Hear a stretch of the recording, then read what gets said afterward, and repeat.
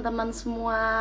Eh, Sebelum mulai puzzle insight sore ini, aku mau kenalin diri aku sendiri, karena kalau kalian belum kenal kan susah nanti ke depannya. Jadi aku mau kenalin diri aku sendiri.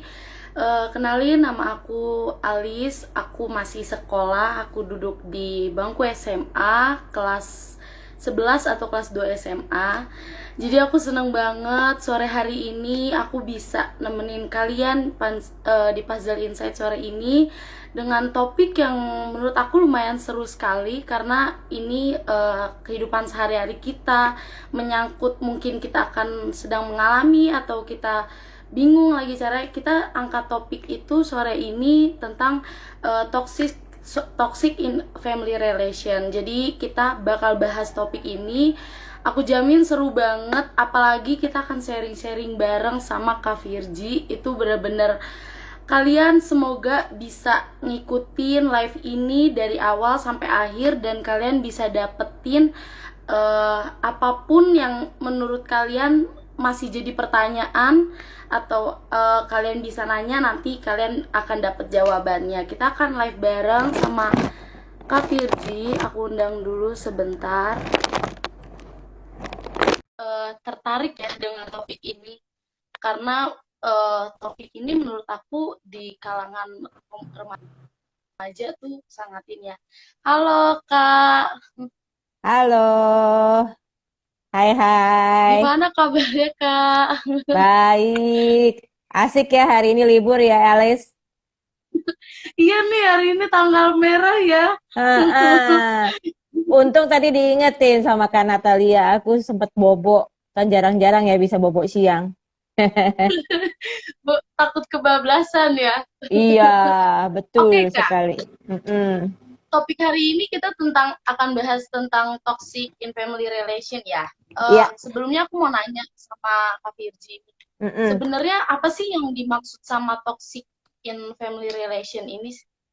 Ah, jadi harusnya kan kalau kita hidup di tengah keluarga, relasinya kan harmonis gitu ya. Oke lah, sekali-kali kita ada problem, ada masalah gitu kan ya.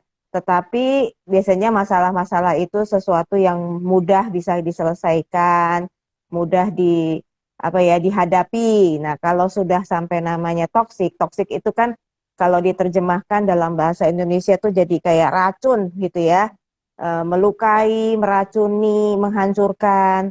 Itu terjadi ketika ternyata masalah yang dihadapi dalam relasi dalam keluarga itu tidak semudah yang kita bayangkan ya, ya.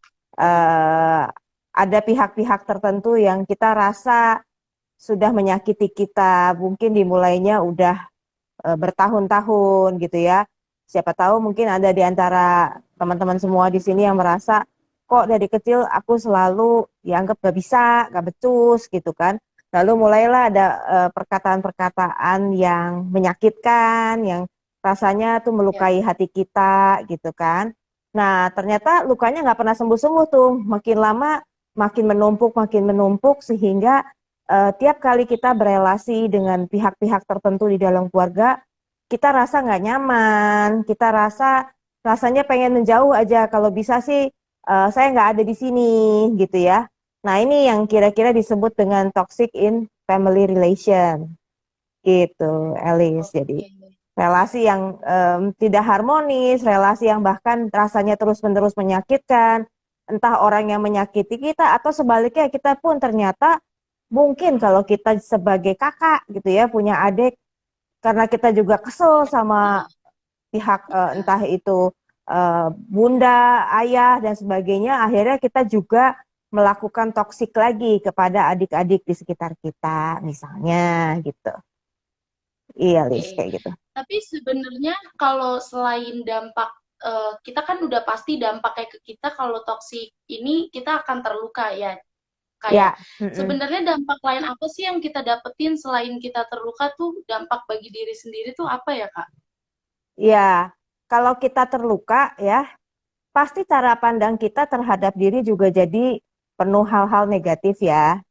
Kalau misalnya dari benar. kecil kita dianggap, ah kamu mah nggak becus gitu ya, ah kamu mah payah gitu, dibandingin apalagi misalnya, tuh liatin kakak tuh kayak begitu dong gitu ya. Akhirnya keberhargaan diri kita pun jadi lama-lama makin tidak sesuai dengan apa yang seharusnya gitu ya. Kita susah untuk bisa menilai kita positif, ya kita merasa minder, lalu akhirnya kata-kata yang menyakiti kita itu pun tanpa sadar nanti kita copy paste. Kita juga bisa Iya, perlakukan orang lain juga dengan kata-kata yang kasar, kata-kata yang menyakitkan. Karena luka itu kan terus memberikan apa ya, berdarah-darah lah istilahnya gitu di iya, dalam diri benar. kita. Gitu, Elis. Oh, kalau menurut aku sih kan banyak yang dia memiliki luka ini, dia memiliki dampak ini, tapi dia berusaha untuk nyimpen sendiri karena dia sulit mengekspresikan perasaan dia. Dia sulit mengungkapkan apa yang dia rasa karena dia ngerasa gue udah terluka cukup parah, luka Mm-mm. yang belum sembuh, akhirnya ditambah lagi, ditambah lagi. Kalau itu mengatasinya gimana ya, kayak? Hmm, itu ya. Memang susah ya kalau luka itu kan seharusnya, ya bayangkanlah kita luka secara fisik lah ya. Kalau kita berdarah, yang pertama kan harus dicuci, lalu dikasih betadin gitu ya, supaya luka itu Iya, cepat kering. Tapi yang terjadi di sini tuh kayaknya udah bonyok-bonyok, dan pada akhirnya juga banyak dari orang-orang di sekitar kita susah untuk bisa menyembuhkan luka itu. Apalagi lukanya kan terjadinya di dalam keluarga yang tiap hari kita temui gitu kan. iya, tiap hari ketemu. Nah, ditambah lagi mungkin dalam konteks budaya Asia gitu ya. Katanya kan kita tuh harus jaga nama keluarga ya. Nggak boleh tuh kita cerita-cerita, sehingga akhirnya kita sebagai orang Asia berusaha untuk tetap tampil oke, kayak nggak ada apa-apa gitu ya. Ya kalau itu terus-menerus terjadi, satu saat akan benar-benar merusak diri kita dan merusak gambar diri kita sih. Nah, kalau tadi Elis tanyakan, gimana ya Kak kalau aku susah karena aku nggak tahu gitu ya, mesti mesti lakukan apa, nggak tahu mesti cerita sama siapa. Em, Ya mau nggak mau kita harus cari pertolongan sih ya, Elis ya. Kalau memang benar kita terus-menerus dilukai, kita terus-menerus tersakiti, ya kita harus coba bercerita gitu kan. Entah itu kalau dalam konteks remaja, ya coba cari kepada kakak pembimbing yang kita percaya, misalnya kita mulai coba minta pertolongan sama mereka gitu kan. Atau kalau sahabat sih boleh-boleh aja sih ya. Saya sih mikir yang namanya remaja gitu kan memang orang yang terpenting kedua dari keluarga biasanya sahabat ya. Cuma Iya, problemnya adalah kalau sama sahabat kita berhenti sekedar curhat dan nggak tahu solusinya apa. Pada iya, akhirnya kita cuma berhenti, apalagi kalau kita curhatnya sama sahabat juga yang mengalami toksik dalam relasi gitu ya, di dalam keluarga. Kita jadi saling apa ya, saling sedih-sedihan berdua gitu ya, saling merasa iya, diri jadi korban gitu kan. Betul iya, dimengerti, tapi nggak ada solusi ya. Mau nggak mau kita harus coba mencari pertolongan keluar, benar-benar sharing. Tapi kalau buat saya pribadi, salah satu yang pengalaman kakak sendiri ya, ketika pernah ngalamin situasi seperti itu, bicara sama Tuhan itu menolong sih. Ya, bicara iya. sama Tuhan sampai nanti maybe Tuhan akan menolong eh, orang tersebut untuk menemui orang yang tepat. Ya, itu Iya. salah satunya, Elis. Kalau cukup menarik sih yang tadi bilang kalau misalnya kita mengalami toksik dalam keluarga, kita cari mungkin pertolongan keluar seperti sahabat. Biasanya kan orang terpenting kedua itu setelah keluarga biasanya kita cari sahabat. Mm-mm. Nah, menurut aku secara pribadi dan aku ngelihat gambaran teman-teman aku, terkadang kita pengen cerita ke sahabat kita sendiri, tapi Mm-mm. ternyata sahabat kita ini malah mengecewakan kita, dia malah misalnya menganggap kita rendah kayak ah lu baru gitu aja masa udah Mm. ngerasa paling jadi korban. Lu Mm-mm. baru gitu aja udah ngerasa paling tersakiti, padahal menurut kita itu udah sangat jadi luka. Tapi Mm-mm. ketika sahabat mengecewakan kayak gitu kan, jadinya kita kayak, wah, ternyata bukan cuma keluarga doang nih yang menjadi toksik itu. Jadi akhirnya ikut ke sahabat kita sendiri, dan akhirnya Mm-mm. menurut mereka jadi ragu nih cerita sama seseorang. Akhirnya mereka jadi Mm-mm. nggak berani untuk mengungkapkan perasaannya karena Mm-mm. dirasa kayak semua orang menyepelekan luka ini. Mm-mm. Pandangan Kak Mm-mm. Virgi tentang itu gimana sih, Kak? Hmm, terkadang kita nggak bisa nyalahin 100% sama sahabat kita ya. Ya, Karena ya yang namanya sahabat mayoritas ya, kita bersahabat sama orang yang kira-kira nggak beda jauh usianya. Pengalamannya, kedewasaannya itu nggak terlalu beda jauh kan sama kita.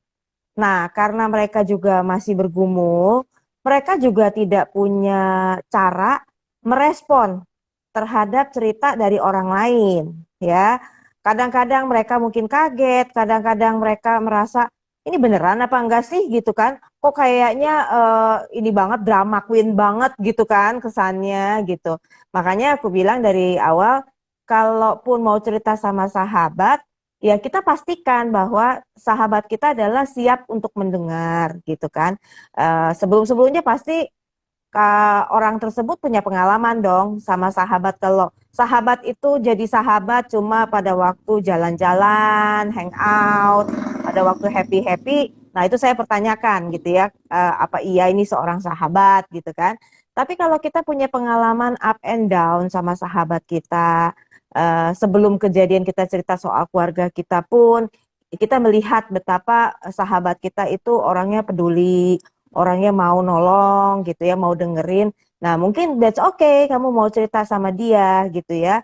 Sambil mungkin dengan sama-sama bisa saling menguatkan juga. Tapi kalau ternyata kamu nggak yakin ya jangan ya. Nanti karena kamu sendiri akan lelah gitu loh. Aku udah ya, dapat masalah, sekarang masalah nambah ketika tambah eh, lagi. iya, apalagi kalau sahabatnya ternyata ember ya. Waduh, itu tambah Ya, pusing lagi gitu kan. Ternyata waduh satu kelas bisa tahu semua gitu kan. Wah, celaka banget gitu loh. iya. Ya. Ini ada pertanyaan, Kak, dari kolom komentar, dari Ya. Kak Natalia. Berarti kita sendiri itu bisa dong ya jadi pelaku toksik? Oh, bisa. Bisa banget gitu. Gini, kalau kita banyak luka, ya, akhirnya kita memandang dunia juga jadi negatif, Ya, ya. benar. Sedikit, misalnya kita merasa orang itu ngomongin sesuatu, kita udah merasa terlalu sensitif dan Sensitif. Iya, merasa kita yang diomongin dan kita jadi marah gitu ya. iya, Mood kita nggak bisa kontrol, cara kita pandang terhadap sekelilingnya juga jadi banyak negatif gitu kan.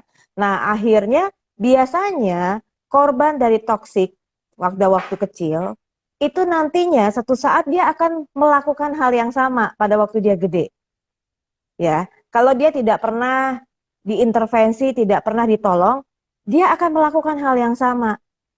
Tanpa sadar itu kayak seperti kita lagi mau balas dendam lah ya. Atau sesuatu yang memang iya, kita terbiasa, pola itu udah biasa. Dia ngelihat, oh ternyata mama saya kalau berelasi itu, saya nggak suka sih mama saya begitu. Tapi kan saya cuma taunya satu-satunya kayak begitu gitu ya. Nah waktu gede, waktu makanya. nanti satu saat kamu menikah dan punya anak, kamu akan mengulang pola yang sama ya. Hmm, Dari korban menjadi pelaku. Jadi itu kayak siklus itu jadi berputar lagi gitu ya. Sesuatu yang dulu kita mikir aku nggak mau kayak gitu ah. Ternyata pas udah gede kita pun melakukan yang sama. kita melakukan. Betul Iya, sekali. Makanya penting banget Elis bahwa kalau kamu sadar cari pertolongan dan somehow nanti entah mungkin dari pengalaman saya tidak melulu selalu harus diintervensi sampai ke orang tua misalnya atau siapapun. Kadangkala mungkin dari kitanya dulu sebagai yang merasa jadi korban, kita sendiri tahu cara berperilaku ketika menghadapi situasi tersebut. Ya, iya. Berarti itu semacam cerminan gitu ya, Kak. Kayak kalau misalnya kita melihat perlakuan toksik sama kita, walaupun kita nggak berniat melakukan itu kepada orang lain, tapi Mm-mm. secara tanpa kita sadari kita melakukan itu kembali. Jadi kayak berputar gitu ya, Kak. Betul, betul. Karena ya itu pola, jadi kita belajar tuh lewat pola ya, pola relasi.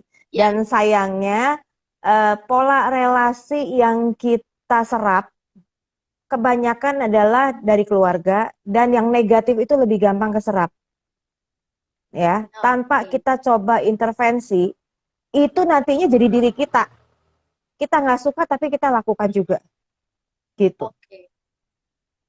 Mm-mm. Terus kalau misalnya kita nih, karena kan keluarga ya, keluarga Mm-mm. orang yang sehari-hari kita bisa temuin, yang Mm-mm. kalau misalnya kita mau sedih, mau seneng sama dunia luar, pasti kita akan kembali ke keluarga. Nah, kalau Ya. misalnya di keluarga ini kita mendapatkan relasi yang toksik, dan kita Mm-mm. pengen nih ngejauhin toksik ini, karena kan toksik itu racun ya buat kita Mm-mm. sendiri. Mm-mm. Mm-mm. Sedangkan kalau misalnya kita ngejauhin atau kita membatasi, kita mungkin akan dibilang durhaka atau Mm. Mm-mm. macam sebagainya. Itu kira-kira gimana ya, Kak, anggapan? Ya, memang nggak mudah, Elis ya, bahwa kamu sebagai seseorang yang tidak bisa melarikan diri secara apa ya dalam tahap lama gitu, apalagi pandemi gini kan kepaksa malah di tengah-tengah pandemi Ya, harus stay terus di keluarga nggak bisa keluar, tapi kamu juga tidak boleh melarikan diri gitu kan, tidak boleh ya, kabur dari rumah gitu ya, karena memang mau gak mau kamu masih membutuhkan sebenarnya wali ya. sebagai hidup kamu. Yang bisa dilakukan adalah sebisa-bisanya belajar berespon yang tepat sama orang tersebut, ya. Lalu belajar tetap ada batas-batas, ya, ada batasan-batasan yang coba kita buat. Contohnya gini kali ya, jangan sampai segala sesuatu itu selalu kita iakan bahwa itu adalah kita, ya. Oke. Contoh-contoh ya, yang pernah aku alami misalnya, eh, ada salah satu orang di dalam keluargaku yang suka mengatakan begini nih, misalnya, Alis, ah, kamu mah aneh orangnya, ya. Kamu Ya, mah suka beda sama orang-orang lainnya, gitu ya. Nah, dulu saya berpikir sampai loh, bener saya itu aneh kali ya. Kok saya nggak bisa sama sesuai dengan harapan daripada orang tersebut gitu ya. Kebetulan orang itu adalah orang yang seharusnya jadi panutan buat aku gitu ya. Jadi aku merasa, ya, ih, diriku jelek deh, diriku bodoh. Nah, pada waktu kamu mulai merasa seperti itu, cobalah evaluasi dulu. Emang betul nggak sih bahwa aku tuh aneh? Bener nggak sih semua orang itu sama seperti pendapat dari orang yang orang. mengatakan seperti itu, gitu Ya, ya. Nah, ketika kamu mulai sadar, loh, emang nggak boleh ya kita berbeda pendapat di dalam keluarga, ya? Kan nggak apa-apa, asalkan beda pendapat itu sesuatu yang bisa kita pertanggungjawabkan, ya, tidak melanggar moral, tidak melanggar hukum Tuhan, misalnya ya. Eh, Masalah-masalah sepele lah nanti. Mungkin kawan-kawan ada yang pernah ngalamin, ya. Saya pernah ngalamin. Saya tidak pernah dulu ya, waktu masih kecil sampai remaja tidak boleh memiliki rambut panjang. Selalu wah, dibilangnya nanti berantakan, nanti kamu mah nggak bisa ngurus gitu ya. Nah, akhirnya saya meyakini, oh iya ya, saya ini orangnya ceroboh, orangnya tuh kacau gitu kan. Tapi belakangan saya ya, mulai sadar, enggak kok, saya bisa mencoba untuk berubah. Oke, ada sisi-sisi saya salah mungkin ya, saya masih kurang terlihat rapi gitu ya.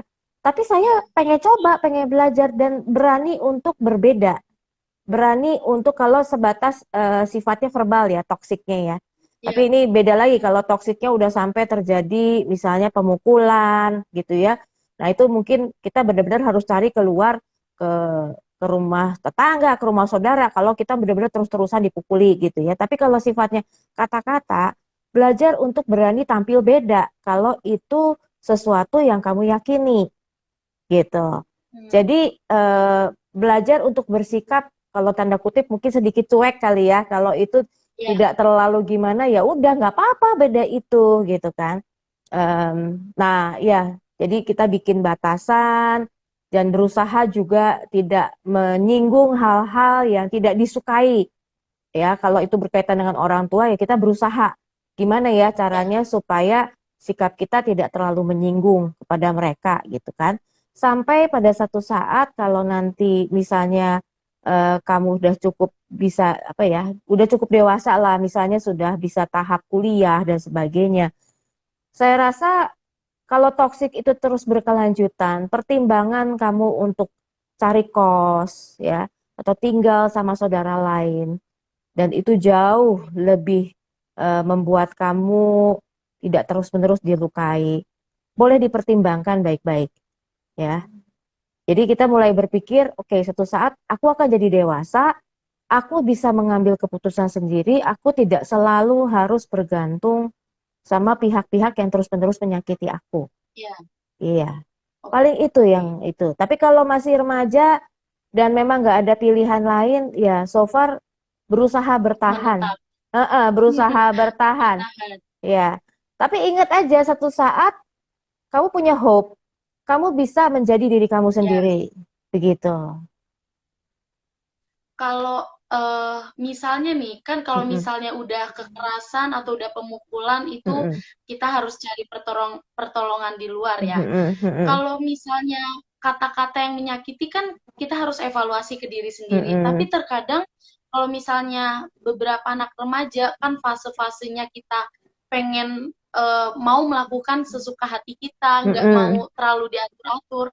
Terkadang mm-mm, ketika kita melakukan hal yang kita suka, orang mm-mm, tua nggak dukung dan akhirnya kita berantem.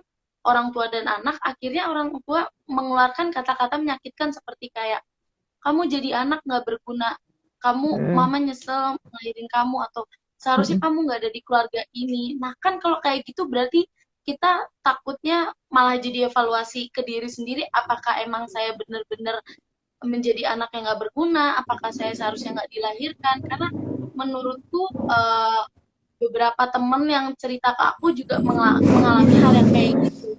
Mereka di disakiti oleh kata-kata orang mm-mm, tuanya yang mm-mm, mungkin kita malah jadi menyalahkan diri sendiri. mm-mm, Akhirnya kita mm-mm, ngerasa hidup kita nggak berguna karena mm-mm, orang tua kita sendiri aja menentang kita kayak tidak mengharap semacam tidak mengharapkan kita. mm-mm, Nah kalau mm-mm, kayak gitu dengan Kak Virgi kayak gitu mm-mm. gimana sih Kak? Ya, em, saya coba memahami gini ya, memahami dari sisi orang tua nih ya. Ini saya bukan mau belain orang tua, tetapi Ya, saya bayangkan ketika satu saat orang tua frustrasi, dia merasa dia punya mimpi terhadap anaknya, dia punya harapan-harapan, tapi ternyata anaknya beda, beda ekspektasi, beda harapan. Itu bikin frustrasi dan ketika dia rasanya sudah nggak bisa kontrol lagi, biasanya dia akan mengeluarkan kata-kata yang belakangan pun dia akan sesali. Ya, ya, artinya saya tetap yakin orang tua mayoritas bagaimanapun sebenarnya sangat mencintai anak-anaknya, tetapi dia berharap mengeluarkan kata-kata misalnya, ibu menyesal ngelahirin kamu gitu ya, kamu tuh benar-benar nggak ada guna gitu ya dan sebagainya. Itu lebih karena berharap supaya pada akhirnya anaknya ngikut lagi dengan apa yang dia mau gitu kan, karena itu frustrasi aja gitu dia keluarin. Tapi sesungguh-sungguhnya apa betul gitu ya, papa mama kita segitu jahatnya pengen sampai kita tidak ada di dunia. Kalau memang seperti itu mah dari kecil juga nggak dikasih makan kali ya, nggak dipelihara gitu kan ya. benar-benar. Rasanya sih enggak, cuma karena kita menyadari oh mereka lagi frustrasi nih karena ternyata kok Iya, nggak mau anaknya nurut, dulu lagi kecil disuruh ngapa-ngapain kan bisa diatur. Pas udah gede sedikit gitu udah maunya mau-maunya sendiri dan dia nggak ngerti maunya anaknya itu, iya, takut anaknya salah dan sebagainya, mulailah dia merasa kehilangan kendali terhadap apa yang dia harapkan dari anak-anaknya. So, kalau kamu bisa memahami situasi begitu, kamu pun akan lebih punya hati, bisa memaafkan ya. Oke, papa mama tuh punya harapan, tapi dia belum mengerti apa yang aku bisa bikin. iya. Ya, Eh, Berarti pentingnya menganggap mm-mm. kita harus melihat pandangan dari orang tua juga berarti ya, Iya, Kak ya. Jadi kita bukan melihat betul. dari pandangan kita doang yang merasa Mm. tersakiti, tapi ternyata orang tua juga memiliki harapan besar Iya, sama kita dan ketika heeh. mereka dikecewakan, mereka tanpa sadar mengeluarkan kata-kata yang Iya, menyakiti kita. Itu ya, betul. Kak. Heeh. Nah, biasanya kalau memang sampai sudah tahap keluar kayak gitu, saya sarankan, oke, kamu jangan terus nyaut, karena biasanya sampai keluar kata-kata itu. Iya. Beberapa kali kejadian karena anaknya nyaut terus. Diomongin apa, nyaut lagi. Diomongin apa, nyaut lagi. Akhirnya emosi orang tua udah nggak bisa kekontrol, keluarlah kata-kata yang seperti itu. Diam dulu, cooling down dulu, sambil terus kalau dari kakak adalah berharap, berdoa sama Tuhan, Tuhan ini gimana gitu ya. Misalnya ini terkait Iya. dengan masa depan saya. Saya dipaksa misalnya ngambil jurusan atau bidang yang saya nggak suka gitu ya. Padahal saya udah tahu loh, saya bisanya apa, saya yakin saya bisa lakukan. Doa dulu sama Tuhan, pelan-pelan coba omongin lagi, cari waktu yang lain lagi gitu ya, untuk bisa menceritakan apa yang menjadi harapan kita itu jauh lebih baik ya. Pelan-pelan kita Iya. lakukan seperti itu. Tapi aku tetap percaya ya, gini Elis, kalaupun apa yang kita mau, apa yang pengen kita kembangkan itu benar-benar uh, stop gitu ya, benar-benar nggak bisa kita Iya. kembangkan karena orang tua kita nggak setuju, asalkan kita terus memohon, asalkan kita terus berusaha, satu saat tetap bisa akan dilakukan lagi ya. Iya. Kakak punya satu Benar. anak bimbingan, dulu papanya keras sekali gitu ya, benar-benar dia mau apa juga nggak bisa gitu kan. Ternyata belakangan memang ini ceritanya rada sedih gitu ya, belakangan memang sesudah dia kuliah papahnya sakit dan meninggal dunia. Dia mulai menemukan Wah. bahwa ternyata tuh dia banyak bisanya gitu kan. Dia bisa Iya. nge-layout, dia bisa ngedesain, dia bisa bikin cerita, terus bahkan malah dia bisa menggambar, dia sampai terkejut banget. Dan tetap akhirnya dia bisa jadikan usaha sekarang ini. Ya, mau dibilang terlambat, oke, tapi tetap bisa balik lagi kemampuan Iya. itu, gitu loh. So, don't worry gitu loh dengan situasi seperti itu. Pada akhirnya kalau memang kamu adalah emas gitu ya, seperti yang kamu yakini kamu bisa untuk itu, Iya. tetap kebuka jalan itu, gitu loh. Siap. Mm-mm. Oke, berarti pentingnya harusnya kita memahami gitu ya setiap kondisi, bukan dari sisi kita doang, kita juga harus Mm-mm. melihat dari sisi orang tua, itu penting banget Mm-mm. ya Kak ya. Nah, Nah, betul ini sekali. khusus mungkin orang introvert kali ya Kak, karena kan Mm-mm. orang introvert itu biasanya malu untuk berbicara ke orang lain. Mm-mm. Kalau Mm-mm. tadi kan kalau misalnya kita udah bingung, kita terluka sendiri, kita cari sahabat atau cari teman. Nah, Mm-mm. biasanya orang introvert itu dia nggak mau cerita ke siapa-siapa dan dia memendam sendiri. Sedangkan Mm. dia benar-benar nggak punya teman, nggak punya sahabat, nggak punya kakak pembimbing, nggak punya kakak rohani atau apapun yang bisa diajak cerita, tapi Mm-mm. cuma Mm-mm. satu-satunya yang dia punya tuh keluarga. Sedangkan keluarga ini menjadi toksik dan racun buat diri dia. Mm-mm. Itu kira-kira gimana ya, Kak? Saya tetap percaya tiap orang punya pilihan, Ya, ya. Oke, saat ini karena introvertnya atau karena dilarang untuk berteman gitu ya, mungkin jadi dia berasa dia cuma punya keluarga. Tapi dia punya ya, pilihan. Karena saya percaya orang introvert itu bukan orang yang nggak punya teman loh. Dia cuma iya. membatasi, ya. Dia membatasi Oke. kepada orang-orang yang dia percaya. Nah, kembali kepada si introvert tersebut, dia yang harus berani memutuskan. Dia tetap begitu, lama-lama dia benar-benar tenggelam, dia lama-lama dia jadi mungkin depresi, pengen bunuh diri dan Ya, sebagainya. Atau dia berusaha naik ke atas kayak orang mau kelelep lah istilahnya ya. Oke, saya harus keluar, kalau enggak saya yang hancur. Ya, minimal nih, minimal. Kalau dia tadi orang ini nonton acaranya kita gitu. Puzzle of Life itu bisa loh buat tempat curhat ya. hmm, Carilah teman-teman di kakak-kakak di Puzzle of Life yang mungkin akan menolong, paling tidak jadi tong sampah dulu lah gitu. Yang kamu mau cerita apa juga silakan gitu ya. Kita akan berusaha untuk coba memahami dan menolong kamu gitu kan. Tapi bukan berarti dalam konteks bahwa kita pasti bisa menyelesaikan semua masalah, enggak ya. Kadang-kadang kita diizinkan harus long suffering dulu gitu ya, ngalamin eh, apa proses panjang gitu kan untuk bisa Ya, mengalami perubahan gitu kan. Tetapi paling tidak jangan sampai sampah-sampah luka itu kamu pendem. Karena dalam hal. suka atau nggak suka, sampah itu nanti jadi busuk di dalam diri kamu juga. Itu pilihan buat kamu mau tetap begitu atau keluar, ya. Saya lebih memilih untuk keluar, saya memilih untuk hidup, saya memilih untuk jadi orang yang sehat.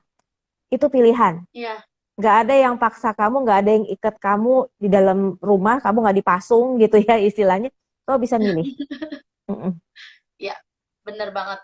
Karena kalau misalnya sampah kita simpen sendiri, luka kita simpen sendiri, aku percaya kalau suatu saat kita ngerasain puncak dari capeknya, kita dapat luka itu, kita akan meledak sih. Kita akan akhirnya malah melukai sekeliling kita malah Mm-mm. jadi hilang kendali dan lain sebagainya. Nah, Mm-mm. aku mau nanya lagi nih Kak, kalau Oke. misalnya kita, mana sih cara self care sama diri sendiri kalau kita udah terlanjur terluka nih, kita udah Hmm. terlanjur ngeblame diri sendiri, wah gue buruk banget, wah gue udah nggak berguna, wah gue udah begini begini Mm-mm. segala macam. Mm-mm. Itu gimana Mm-mm. sih supaya kita tuh berhenti gitu loh, nyalahin diri sendiri atas setiap keadaan yang kita Mm-mm. hadapi di dalam keluarga, dalam Mm-mm. relasi dalam keluarga itu biasanya kan Mm-mm. kita malah jadi melukai diri sendiri kan. Padahal kita Mm-mm. sudah dapat luka. Nah, itu gimana sih caranya untuk self care terhadap diri sendiri?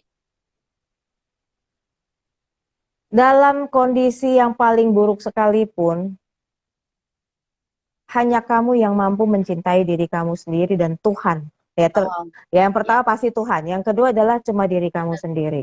Ya, so kalau buat saya mulailah dengan berani menuliskan. Bukan semua hal negatif yang kamu alami, tetapi juga belajar menuliskan. Dalam hidup saya ada nggak sih yang positif yang saya alami juga, Yes. ya? Dan kamu lihat Oke. ternyata begitu besar anugerah Tuhan sampai sejauh ini kamu terus dipelihara meskipun kamu banyak juga mengalami hal negatif. Yang kedua, Ya, belajarlah untuk setiap hari belajar mengucap syukur. Gratitude yes. journey ya, gratitude apalah namanya gitu ya. Kita belajar bersyukur untuk hal-hal yang bisa kita lakukan. Misalnya, kita bersyukur masih bisa sekolah, kita bersyukur masih Ya, bisa makan dan sebagainya. Nah, itu akan mengimbangi segala sesuatu yang tadinya diri kita tuh lihat negatif, negatif, negatif, negatif, ya. Lalu yang ketiga, buat aku self care yang baik adalah kalau memang keluarga susah menjadi tempat support, carilah komunitas lain yang dalam tanda kutip menjadi rumah kedua dari keluarga, ya. Itu bisa macam-macam. Bisa ya, kalau konteksnya kekristenan misalnya kita cari gereja, ya. Atau misalnya kita punya teman-teman sahabat-sahabat yang baik. Nah, kita juga involve di situ ya.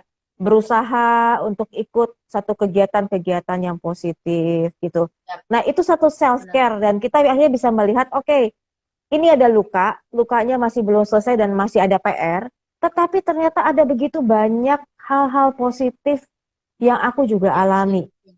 Nah, Ya, nah, itu yang akan menolong kita tuh sehat, insane gitu ya. Tetap yes. oke, aku nih berharga. Kalau nggak berharga masih ada kok begitu banyak hal yang bisa aku lakuin. Dan aku Ya, benar. terima ya. Beberapa di Oke. antaranya seperti itu. Oke, Berarti apalagi sebenarnya Elis? banyak ya cara yang kita lakuin untuk self care terhadap diri sendiri. Bahkan Mm-mm. benar-benar banyak hal-hal positif yang bisa kita lakuin. Tapi terkadang kita buta sama luka kita, akhirnya kita ngerasa diri kita negatif terus. Akhirnya Betul. kita ngerasa kita udah nggak ada harapan untuk masa depan atau sebagainya. Nah, Mm-mm. tadi kan kemarin sempat bikin Q&A di story Instagram. Nah, ada Mm-mm. yang nanya, Mm-mm. dalam keluarga itu pasti ada yang namanya pilih kasih ya, selalu. Mm-mm. Nah, gimana sih kita tuh kadang ngerasa kita dipilih kasihin, misalnya sama adik kita. Adik kita walaupun salah, tapi tetap dibela, tetap dibenerin, dan akhirnya kita yang disalahin. atau kakak kita yang sebenarnya dia salah tapi kita malah yang disalahkan. Nah, Mm-mm. kalau misalnya pilih kasih kayak gitu, apa sih yang sebenarnya harus kita lakuin, Kak? Hmm, ya gak enak ya.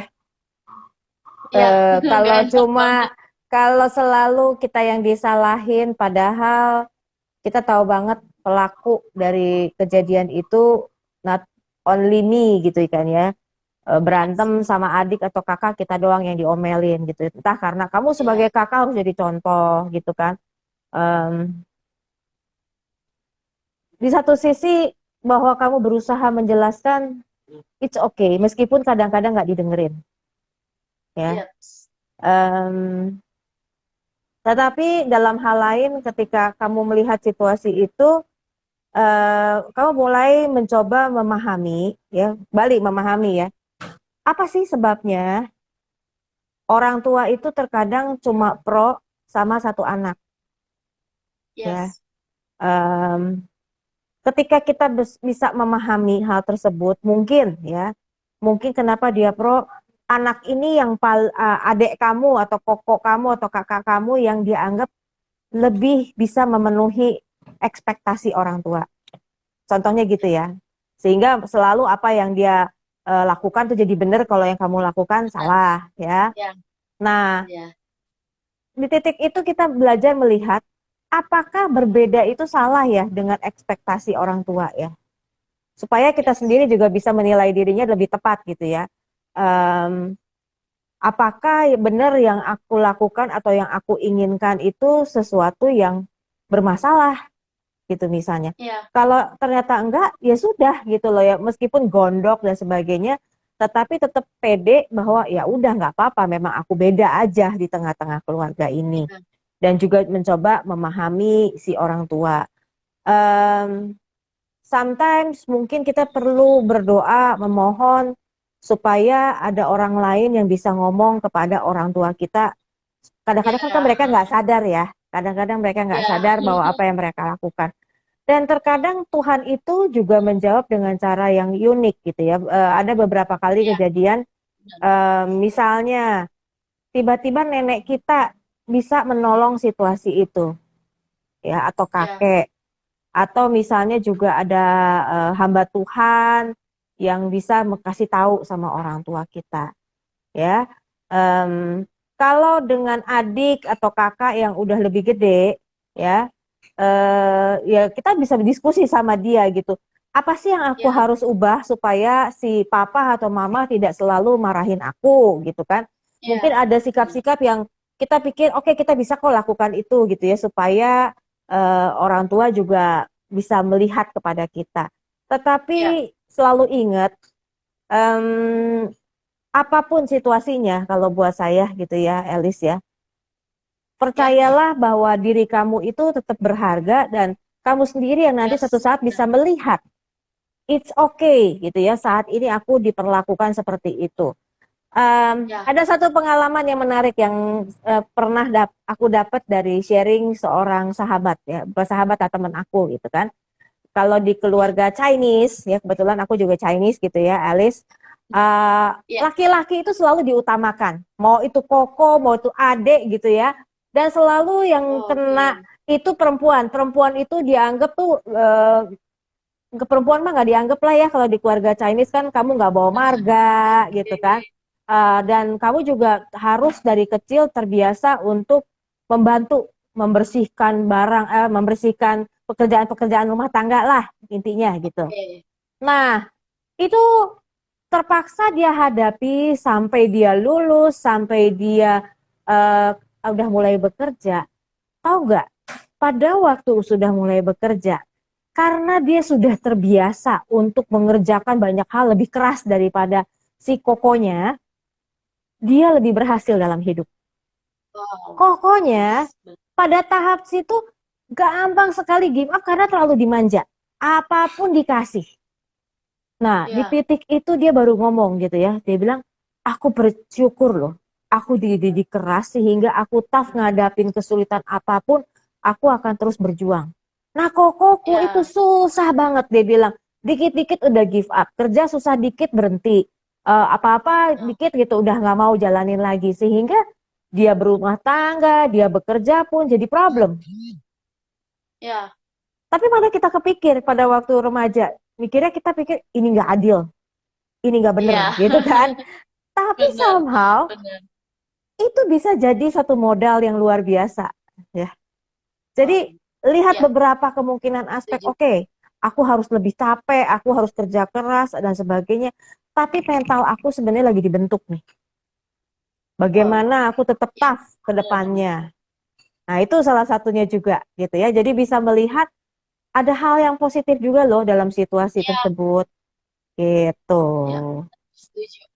Sebenarnya kalau keadaan yang keras itu malah semakin membentuk kita ya Kak, malah semakin dibentuk jadi oh ini nih kita jadi tahu hal-hal yang buruk, kita mengatasinya kayak gimana. Bahkan kalau Betul. misalnya setelah aku dengar pengalaman dari Kak Virgi ini, aku Mm-mm. jadi mikir ternyata keadaan yang keras itu mungkin di saat kita mengalaminya kita ngerasa itu nggak adil buat kita, tapi ternyata setelah kita melewati masa-masa sulit itu, kita melewati masa-masa pengalaman-pengalaman yang membentuk kita, yang mungkin menurut kita keras, itu ternyata kita ngerasa, wah itu baik banget buat kita ke depannya, gitu ya Hmm. kayak.